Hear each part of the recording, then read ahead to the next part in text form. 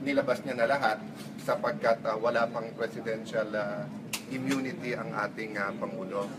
I just returned from United States and napakarami nating kaibigan doon sa gobyerno man o sa tao, pero may tunay na effort na i-discredit ang Duterte administration. Sa Amerika kasi pag nag-elect ka ng president, yung vice president, kapartido niya. So by the nature of our election, na madalas hindi kapartidong vice president, katulad na nangyari kay President Cory and then kay Vice President Laurel na hindi sila nagkasundo, kay GMA at saka kay ERAP, and then ngayon, hindi mawawala ang intrigues at hindi mawawala ang effort, no, na patalisikin or ang presidente o palitan ng administrasyon. So dapat pa bang patulan? So, this is another attempt of desperate attempt of Senator Trillanes to stop the reforms that are happening now, because marami siguro sa ilang padrino niya o nasa likod niya ay tinatamaan sa reforms na nagaganap ngayon. So dapat pa bang patulan, sir? Talaga i-clarify na nga ng Pangulo para matigil at mapatunayan na wala siyang ganong kalaking halaga sa bangko. Wala talagang ganun na kalaking amount, no? You know, it's like the classic American na sinabi niyang, you sleep with animals, so you prove that you don't sleep with animals. So by just saying that you don't sleep by animals, mukha ka ng engot, di ba? So just, he wants na lumabas sa bibig ng presidente na walang 2 billion. Eh kung wala talagang 2 billion, inauthorize na ng Pangulo ang BPI, ang kanyang bangko, through Chief Presidential Legal Counsel Sal Panelo during that time. So it's a settled issue, no? There's no such amount. Now, the Ombudsman, together with the Anti-Money Laundering Council, is authorized, no? Hindi lang sila pwede mag-file ng kaso, pero pwede sila mag-imbestiga until the point that they can recommend impeachment. The House can impeach. So may proseso. Pero bakit week after week, scheme after scheme, trinatry ni Senator Trillanes i-destabilize itong gobyerno? It is nothing different from what he was doing during the time of President Arroyo. No? The only difference is that there were true issues then, and ngayon are imagined issues, precisely because Trillanes wants to be close to the President and has no chance of being close to this President dahil determinado ang Pangulo na to sa mga reforma na obviously ay palag si Senator Trillanes sa mga reforma. So handa daw siya mag-resign kung mapapatunayan walang more than 2 billion. So dapat bang mag-resign? Sabi niya wala naman kasi 2 billion. Eh, unang-una, siya ang dapat magpatunay na meron 2 billion. Diba? Pwede ko sabihin Senator Trillanes, patunayan mo na wala kang 1 billion. Eh, kahit anong buksan niyang dokumento, sabihin ko nasa ilalim ng kama mo. O pag wala sa ilalim ng kama, o nasa kamag-anak mo. Pag wala na sa kamag-anak mo, nasa abroad. So walang katapusan yon. That's why sa proseso natin ng batas, ang magpapatunay, yung nag-aakusa. At sinasabi niyang tunay yung mga dokumento niya. Di kung tunay yung mga dokumento niya na napakadali nito sa Ombudsman at sa Anti-Money Laundering Council, no? But matagal niya itong pinaparada, napatunayan na peke yung iba niyang mga documented during the campaign, no? And still, he cannot explain where he got the money. Sino tong mga backer niya during the campaign na willing to pay tens of millions of pesos, makalagay lang ng negative ad. O hanggang ngayon, hindi niya dinideklara kung sino-sino tong mga to. Sir, ano sa tingin niyo ang motibo? Bakit muli na parang siya? Well, una, may mga tao sa likod niya na tinatamaan ng reforma. Pangalawa, talaga naman na model ni Senator Trillanes ay maging malapit siya sa Pangulo. Hindi ba nung time ni President Aquino, meron siyang special assignments kay President Aquino. So hindi niya matiis that he will be an ordinary senator. He wants to be part of the leadership, no? And everyone is welcome to be part of the leadership kung kasama ka sa pagbabagong gusto. Pero from the start, walang ginawa kung hindi manira, di ba? Nakita niyo naman sa hearing ni Secretary Aguirre yesterday, it was all his opinion. Yung self-righteousness niya, na tingin niyang tama na yon. You need facts, you need evidence, you need concrete evidence kung mag-a-accuse ka, di ba? So we're not saying na perfect ang administration, pero yung pinapalabas niya not only here but in the international community, na massive yung human rights violation, na pinapalabas nila na parang may genocide sa Pilipinas, pinapalabas nila na corrupt. Alam nyo, yes, may mga nag-iisip, may corruption ba itong administration na to? But remember two things. We never said from the start na walang corruption. Ang sinabi namin, lalabanan namin at titigilan namin yung corruption. Number two, we never said na walang corrupt na makakapasok. But we said we will deal with them harshly. Sino ba nagbulgar nitong corruption sa Bureau of Immigration? Hindi ba yung Secretary of Justice? So kung gusto niya kumuha ng 50 million, edi sana tahimik lang sila lahat. Lahat tayo, wala tayong kamalay-malay na meron na palang kumita ng 50 million. The mere fact na binulgar nga ng DOJ Secretary, ibig sabihin hindi tumatanggap. Ganon din nangyayari ngayon sa BIR at Customs. Meron pa rin na monitor, pero yung mga big ticket na natitigilan, pero yung mga ito, lalaban itong mga to sa illegal gambling. No? Meron ng directive ang Pangulo na labanan ng illegal gambling. Hindi na lang hihiga at susuko ang mga kumikita ng billion-billion. Sa drugs, nakita niyo yung computation ng Pangulo, at least 216 billion pesos a year ang drug industry sa Pilipinas. At least yun. It can go up to 500 billion pesos. So hindi basta bibitawan yung pera na yun. So wittingly or unwittingly, no? Ibig sabihin sinasadya man o hindi, ay nagpapagamit si Senator Trillanes sa mga taong ito. Siya ang battering ram eh. Diba? Kumbaga sa saradong pinto, siya ang ginagamit na pangumpog doon para bumukas. Pero ang problema nga, panay kuryente yung naibibigay sa kanya. Sir, pangitain daw ng korupsyon yung pagpapalaya kay PGMA tapos itong napipintong pagpapalaya kay Napoles. Yung pagpapalaya kay GMA, tignan niya yung sarili niyang salita. Magkasama kami nung past administration, kami mismong dalawa at iba pang mga lumaban sa Arroyo administration nagsabing bakit yung final ng Aquino government yung mahihinang kaso. We foresaw that during that time. Dahil malalaking kaso, katulad ng Hello Garci, pag-appoint pa kay Chairman Brillante sa COMELEC na walang ginawa rin sa Hello Garci, nakita na namin yung malalakas na kaso, pinabayaan, yung mahihina ang denial. Dito kay Napoles, like you, I am also asking for an explanation. But I know that this government does not act without a strategy. And I know for a fact na wala pang kalahati sa mga nakunan ni Napoles ang nakasuhan at nakulong. Meron mga prinotektahan. So I don't know right now if this is part of a strategy, if it is only the Solgen. Like all of you, I want the Solgen to answer. But I will guarantee you that the President will not allow any corruption to happen during his administration and will not absolve those who were corrupt in past administrations. I do not know. What I'm saying is I know he is very strategic. Ang sinabi sa akin, the administration, but just like you, I'm learning it from the news. Sinabi ni Secretary Panelo, hindi ito alam ng Pangulo. I have not talked to the Ombudsman, to the DOJ, to the Solgen, so I do not know right now. I'm saying in general, usually there is a strategy and you don't usually talk about the strategy sa umpisa. So, kung walang strategy, masama itong nangyari. Bakit nangyayari ito? Kung meron strategy, of course, eventually, dapat malaman ng ating mga kababayan kung ano yung strategy. No?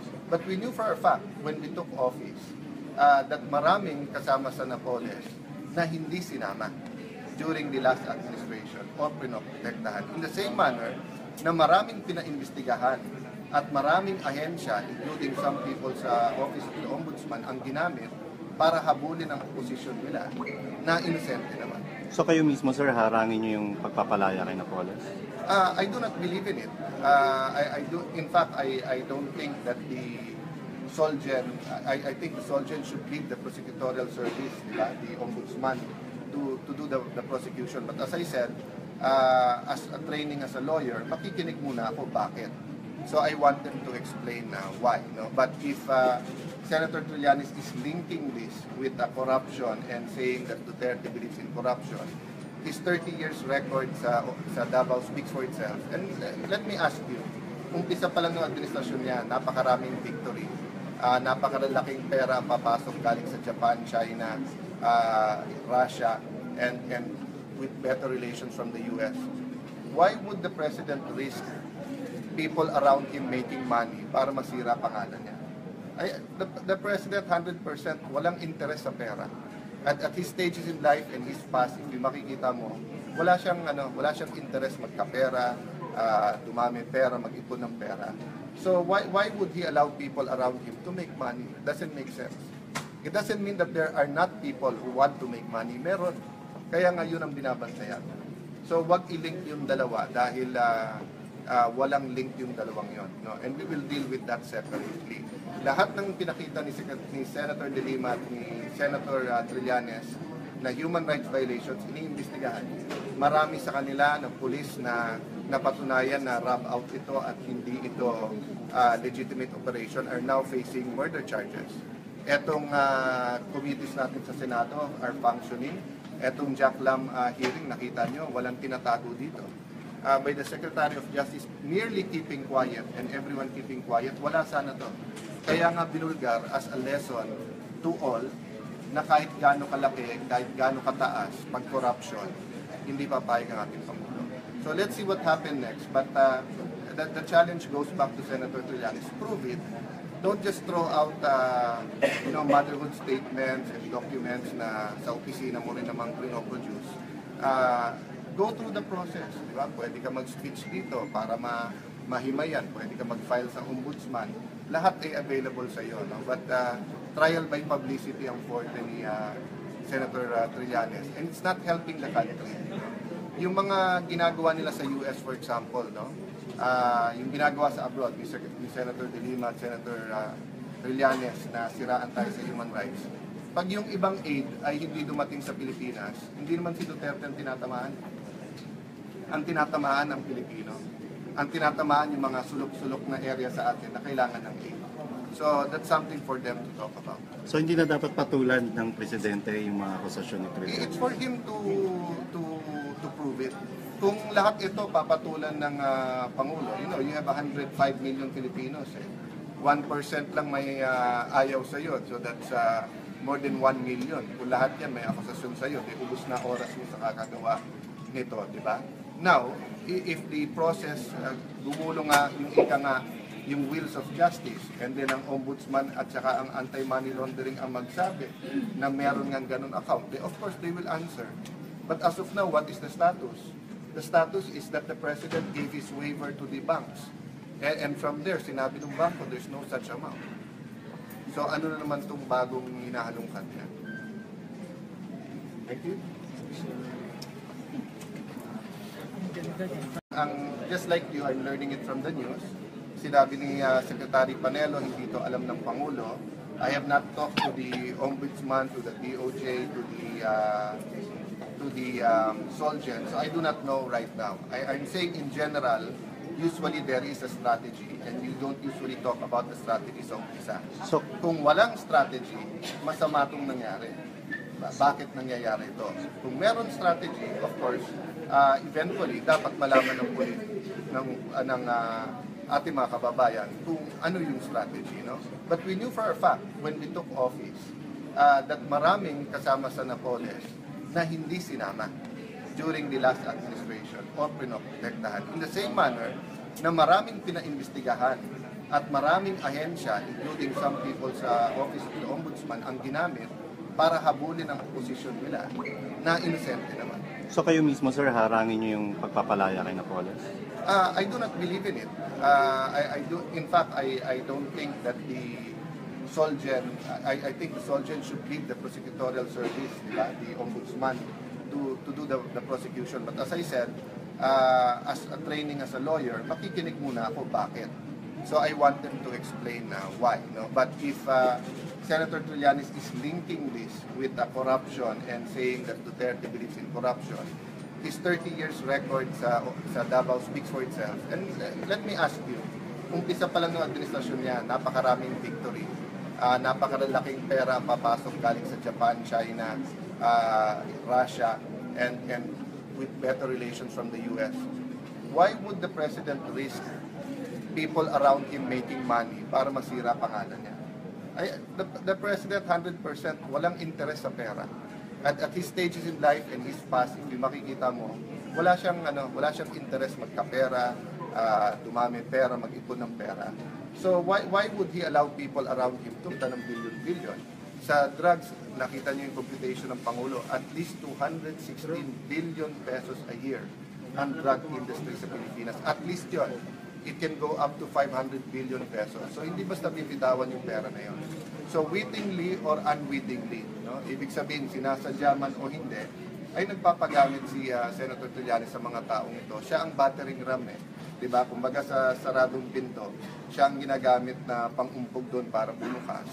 Pero ang problema nga, panay kuryente yung naibibigay sa kanya. Sir, pangitain daw ng korupsyon yung pagpapalaya kay PGMA tapos itong napipintong pagpapalaya kay Napoles. Yung pagpapalaya kay GMA, tignan niya yung sarili niyang salita. Magkasama kami nung past administration, kami mismong dalawa at iba pang mga lumaban sa Arroyo administration nagsabing bakit yung final ng Aquino government yung mahihinang kaso.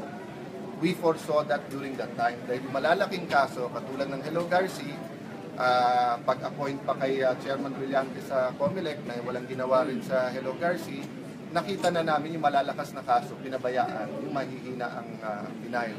Dito kay Napoles, like you, I am also asking for an explanation. But I know that this government does not act without a strategy.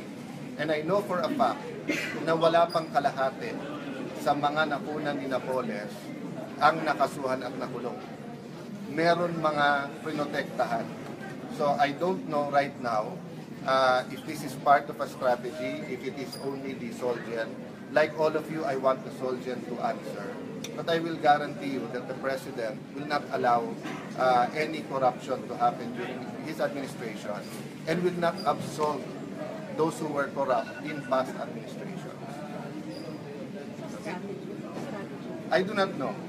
What I'm saying is I know he is very strategic. Ang sinabi sa akin, the administration, but ang model ni Senator Trillanes ay maging malapit siya sa Pangulo. Hindi ba nung time ni President Aquino, meron siyang special assignments kay President Aquino. So hindi niya matiis that he will be an ordinary senator. He wants to be part of the leadership, no? And everyone is welcome to be part of the leadership kung kasama ka sa pagbabagong gusto. Pero from the start, walang ginawa kung hindi manira. Diba? Nakita niyo naman sa hearing ni Secretary Aguirre yesterday, it was all his opinion. Yung self-righteousness niya, na tingin niyang tama na yon. You need facts, you need evidence, you need concrete evidence kung mag-a-accuse ka. Diba? So we're not saying na perfect ang administration. Pero yung pinapalabas niya, not only here but in the international community, na massive yung human rights violation, na pinapalabas nila na parang may genocide sa Pilipinas, pinapalabas nila na corrupt. Alam nyo, yes, may mga nag-iisip, may corruption ba itong administration na to? But remember two things. We never said from the start na walang corruption. Ang sinabi namin, lalabanan namin at titigilan namin yung corruption. Number two, we never said na walang corrupt na makakapasok. But we said we will deal with them harshly. Sino ba nagbulgar nitong corruption sa Bureau of Immigration? Hindi ba yung Secretary of Justice? So kung gusto niya kumuha ng 50 million, edi sana tahimik lang sila lahat tayo, wala tayong kamalay-malay na meron na palang kumita ng 50 million. The mere fact na binulgar nga ng DOJ Secretary, ibig sabihin hindi tumatanggap. Ganon din nangyayari ngayon sa BIR at Customs. Meron pa rin na monitor, pero yung mga big ticket na natitigilan, pero yung mga ito, lalaban itong mga to sa illegal gambling, no? Meron ng directive ang Pangulo na labanan ng illegal gambling. Hindi na lang hihiga at susuko ang mga kumikit council is authorized, no? Hindi lang sila pwede mag-file ng kaso, pero pwede sila mag-imbestiga until the point that they can recommend impeachment. The House can impeach. So may proseso. Pero bakit week after week, scheme after scheme, trinatry ni Senator Trillanes i-destabilize itong gobyerno. It is nothing different from what he was doing during the time of President Arroyo. No? The only difference is that there were true issues then, and ngayon are imagined issues. Precisely because Trillanes wants to be close to the president and has no chance of being close to this president dahil determinado ang Pangulo na to sa mga reforma na obviously ay palag si Senator Trillanes sa mga reforma. Sir, handa daw siya mag-resign kung mapapatunayan walang more than 2 billion. So dapat bang mag-resign? Sabi niya wala naman kasi 2 billion. Unang-una, siya ang dapat magpatunay na meron 2 billion. Diba? Pwede ko sabihin Senator Trillanes, patunayan mo na wala kang 1 billion. Kahit anong buksan niyang dokumento, sabihin ko nasa ilalim ng kama mo. O pag wala sa ilalim ng kama, o nasa kamag-anak mo. Pag wala na sa kamag-anak mo, nasa abroad. So walang katapusan yon. That's why sa proseso natin ng batas, ang magpapatunay, yung nag-aakusa. At sinasabi niyang tunay yung mga dokumento niya, di kung tunay yung mga dokumento niya na napakadali nito sa Ombudsman at sa Anti-Money Laundering Council. No? But matagal niya itong pinaparada, napatunayan na napeke yung iba niyang mga dokumento during the campaign. No? And still, he cannot explain where he got the money. Sino tong mga backer niya during the campaign na willing to pay tens of millions of pesos, makalagay lang ng negative ad. O hanggang ngayon, hindi niya dinideklara kung sino-sino itong mga to. Sir, ano sa tingin niyo ang motibo? Bakit muli na parang bumubulong siya? Well, una, may mga tao sa likod niya na tinatamaan ng reforma. Pangalawa, talaga naman na nilabas niya na lahat sapagkat wala pang presidential immunity ang ating Pangulo. I just returned from United States and napakarami nating kaibigan doon sa gobyerno man o sa tao, pero may tunay na effort na i-discredit ang Duterte administration. Sa Amerika kasi pag nag-elect ka ng president, yung vice president, kapartido niya. So by the nature of our election, na madalas hindi kapartido ang vice president, katulad na nangyari kay President Cory and then kay Vice President Laurel na hindi sila nagkasundo, kay GMA at saka kay ERAP, and then ngayon, hindi mawawala ang intrigues at hindi mawawala ang effort, no, na patalisikin or ang presidente o palitan ng administrasyon. So dapat pa bang So, patulan? this is another attempt of desperate attempt of Senator Trillanes to stop the reforms that are happening now because marami siguro sa ilang padrino niya o nasa likod niya ay tinatamaan sa reforms na nagaganap ngayon. So, dapat pa bang patulan, sir? Talaga i-clarify na nga ng Pangulo para matigil at mapatunayan na wala siyang ganong kalaking halaga sa bangko. Wala talagang ganun na kalaking amount, no? You know, it's like the classic American na sinabi niyang, you sleep with animals, so you prove that you don't sleep with animals. So by just saying that you don't sleep by animals, mukha ka ng engot, di ba?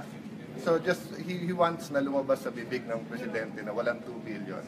Kung wala talagang 2 billion, inauthorize na ng Pangulo ang BPI, ang kanyang bangko, through Chief Presidential Legal Counsel Sal Panelo during that time. So it's a settled issue, no? There's no such amount. Now, the Ombudsman, together with the Anti-Money Laundering